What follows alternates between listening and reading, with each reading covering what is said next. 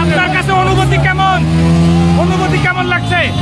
আমি 71-52 দেখিনি, কিন্তু 2024 সালে আমাদের সন্তানরা, আমার একটা সন্তানের ক্লিয়ার ছেলে চোখ অলরেডি অন্ধ হওয়ার পথে, গণভবনে এখন ওই লোক তালাশ করছে, মানে গণভবনে এখন আগুন জ্বালাচ্ছে। ইনশাল্লাহ আমি চাই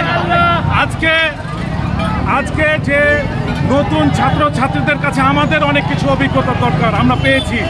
আশা করি এই ছাত্ররা আগামী দিনের ভবিষ্যৎ, তারা দেশ পরিচালনা করবে সৎ এবং যোগ্যতার ভিত্তিতে।